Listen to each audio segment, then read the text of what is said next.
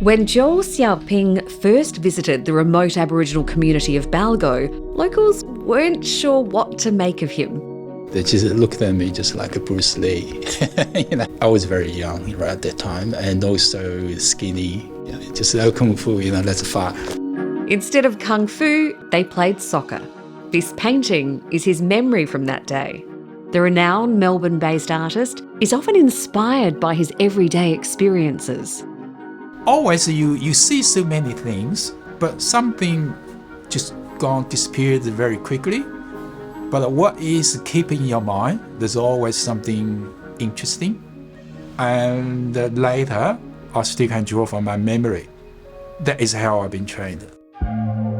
Born in China, Xiaoping made his first visit to Arnhem Land in 1988.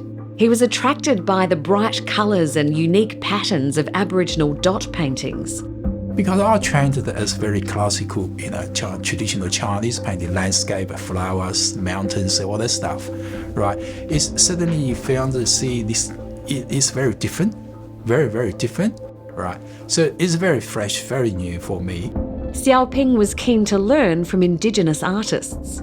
His first collaboration was with the late Jimmy Pike. He took me, to show me his country in physical crossing in the area. When I would travel, so I always carry all the materials, art materials, paper, color, ink, brush, all that stuff. So when we get tired, we just say, okay, let's sit down and have a rest. And I started to draw. Jimmy was just as interested in Xiaoping's techniques. Soon enough, they were drawing on the same piece of paper. Well, Jimmy's an artist as well. He said, oh, okay, you draw me. I said, yes, I draw you. Then he said, let me draw you too. I draw him and he drew me.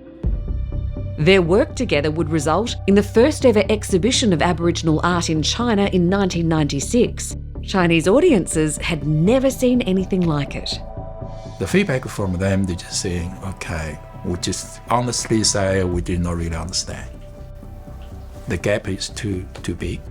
By the time the exhibition opened at the National Gallery of China in 1999, they adapted it to include stories behind the paintings, such as how certain patterns represent things like waterholes. The people look, oh, fantastic, that's the thinking, the way you tell the people, and they just feel more exciting. They say, okay, we wanted to learn more. Xiaoping has spent many years living in Aboriginal communities.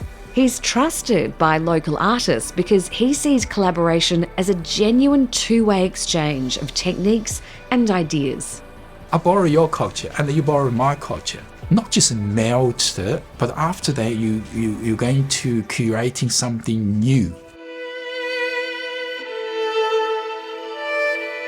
During his travels, Xiaoping has encountered many Aboriginal people with Chinese heritage. They looked at me, I looked at them, just so surprised. We looks very similar. Skin color is different, of course, right? My eyes, nose, all the feature of the face, very similar. Always driven by curiosity, Xiaoping has now embarked on a major project supported by the National Foundation for Australia-China Relations that will trace the family trees of some of these people.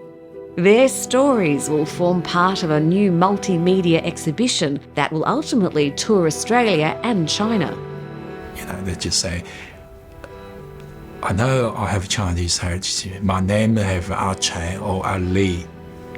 Ali, Li, that means very Chinese name, right?